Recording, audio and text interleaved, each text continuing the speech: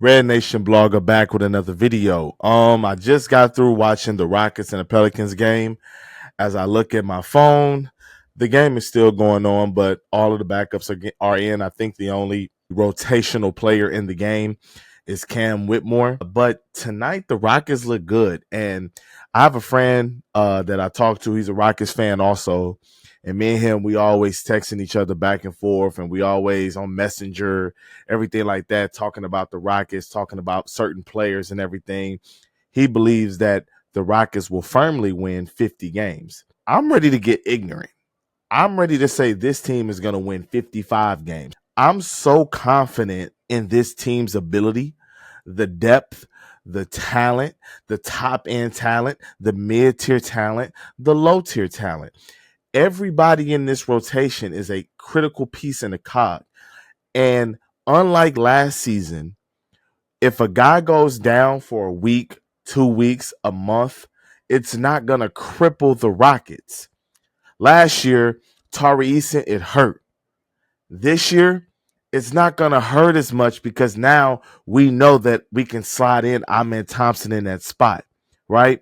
Last year, when Alperen Sengun went down, it hurt. This year we have Steven Adams. So if Alperen Sengun goes down, knock on wood, you have Jock Landale, you have Steven Adams. So you have more flexibility. You have more depth in the lineup. Fred VanVleet misses time. You have Reed Sheppard. This team is going to be a playoff team. I'm not saying play in. Play in is done. I'm not worried about the play in. I don't think that this team is going to be a play-in team. This is a bona fide playoff team. I had somebody ask me, they said, well, who are they better than? And they listed all teams. I said, I got them over Phoenix. I got them over the Pelicans. I got them over the Lakers. I got them over the Spurs. It was other teams, the Nuggets. I got them over the Nuggets. Like, it's some teams that I think that Houston is going to surpass this year. Maybe not even because, they just have this talent. Those other teams are contractually binded. They can only get so much better due to the fact of the new CBA and how the first and second apron and everything like that is. So it's only so much better that you can get in the first place. But this Rockets team, Dylan Brooks had 13 points. He was shooting the hell out of the ball. And last season, he started off really good shooting the three. Really good. Alperen Sengun with 12 points. He yawned to 12 points. He sleptwalked to 12 points. Jalen Green with 19 points, 0 assists. Hey, it is what it is. 19.6 boards. He took some away from Steven Adams. Like, that was cool for me. Fred VanVleet, 9 assists. Had a really, really solid floor game. Made sure everybody ate. Amen Thompson, 11 points. Steven Adams, 11 rebounds. Reed Sheppard, 9 points. Cam Whitmore, 10 points. Jeff Green pitched in. This team is going to be tough. I don't think this team needs a 25, 26 point per game score. Maybe they do. Maybe when the regular season starts and everything starts to settle and we start seeing where the teams rank amongst the other teams, maybe they will need somebody to emerge. But as of now and seeing how they play, I don't think so. I don't think so. And I'm looking at, and I say this every video, and I don't want people to think that I don't like Jabari Smith because I really do like Jabari Smith. 10 rebounds, 5 assists, 8 points. 0 of 5 from 3. It's the preseason. If he was 5 of 5 from 3, I would still say it's the preseason. So I don't want to overreact. I don't want to be that person that's trying to hyperanalyze every single thing. But it's really troublesome to me because I tell y'all the same thing every single video in my feelings on Jabari Smith and his overall game and his overall fit with this team. I need Jabari Smith to knock down the three at an elite level. It's going to do so much more for this offense. It's going to open up things for Jalen Green. It's going to stop the Alperen and going double teams, allowing him to work more one-on-one. Is going to do so much. Jabari has to knock down the jump shots. He has to. It is imperative. And something that I also want to get away from, last year I didn't mind it as much. I don't like the mid-range post-up touches. I feel like Jabari has to be a rhythm player. In order for that shot to be a good shot, you have to go to that 8-9 times a game.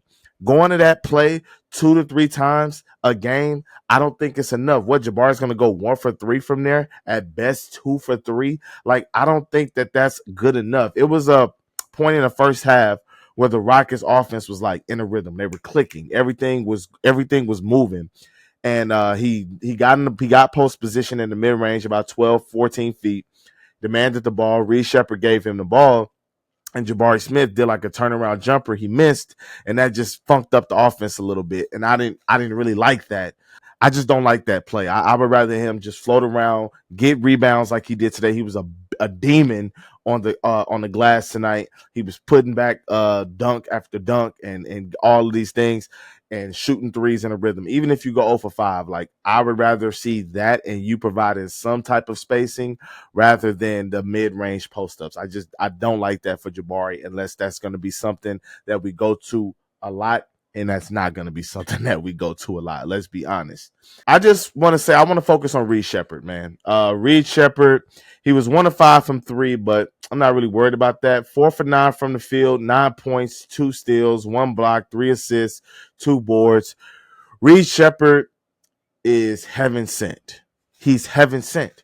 Last year, Aaron Holiday did a really good job of fitting in. I don't want to belittle Aaron Holiday at all. He could still be a rotational player for this team this season as they go to the playoffs, and I would still feel strongly.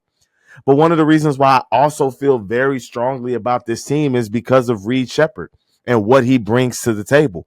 Reed Sheppard is the backup point guard of backup point guards. Fred VanVleet goes to the bench. It's almost no drop-off.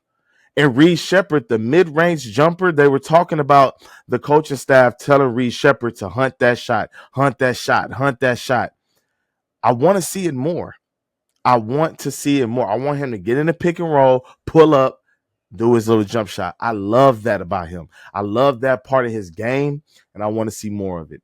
And I want to see more of it, and I want to see more of it. I just want him to hunt it. It's very Chris Paul-esque, and he plays with a very a tenacious effort. He's a dog on defense, and I love that. The hands were every bit as advertised about his defensive hands. They talked about that stuff in the draft. I normally don't like listening to draft reports a lot because I don't care until I see it in the NBA and I see it translate a la Jabari Smith, 43% three-point shooter in Auburn, and he hasn't done that at all in the NBA level. So I just like to see it at the NBA level before I hype it up. Preseason is NBA level to me. We know in the regular season when shit gets ratcheted up, he'll get better and better and better. But that's pretty much all I got. Rockets win 118-98. Free throw shooting got to get better. Free throw shooting has to get better. I'm looking at the free throw shooting right now. As a team, the Rockets shot 52% from the free throw line, 14 of 27 overall. It's not going to get it done. They should have won this game by almost 30 points. They left 13 points at the line in a 20-point victory. That's a 33, like that's the difference between a 20-point victory and the 33-point victory. 13 missed free throws. Like, it's just bad. But that's all I got, y'all. As always, thank you for watching. Please like and subscribe, comment, do all of the good stuff, man. I'm back. Rocket season is back. RedNationBlogga out.